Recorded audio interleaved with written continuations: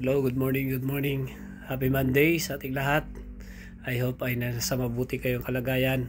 Kaya makaalaga, doon sa mga nagko-comment kung saan ilan po yung ating naiwan sa atin nato. Ito po ay tatlo sila. Kaya makalaga. Ito yung isa na hindi palagi nakikita sa video natin. Ito siya.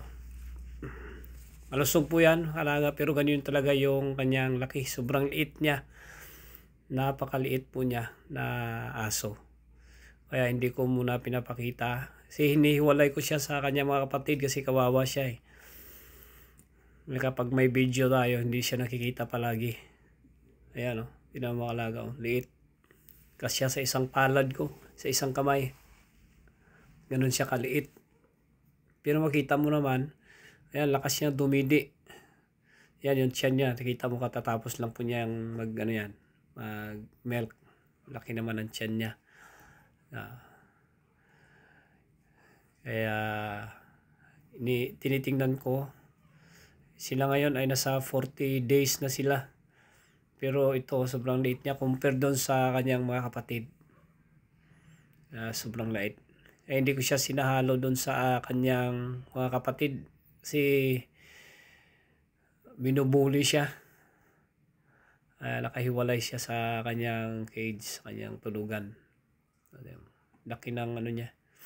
Ito, laki ng tiyan. Ito na deworm na yan sila isang bisis. Malaki yung tiyan niya. Ibig sabihin busog. Ayan o, busog siya. And then, tingnan yung ulo niya, laki. Laki yung kanyang ulo. Alos hindi niya kayang buhatin yung ulo niya mga alaga. Yan po. Exotic bully. I hope na magiging totaling nano siya para magkaroon tayo ng nano dito sa ating kennel. Yung future kennel natin sa kaalaga. Yan po. Hope na pero malusog naman. The same silang sa pagdidi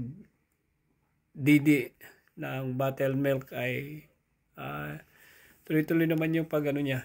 Pero talagang hindi siya lumalaki. Hindi siya lumalaki. Sobrang liit niya. Ayan. Kita niyo yung ulo niya. Sobrang laki yung ulo niya. Ayan. Yan yung mukha niya, yung ilong niya, pink pa eh. Ibig sabihin, wala naman siyang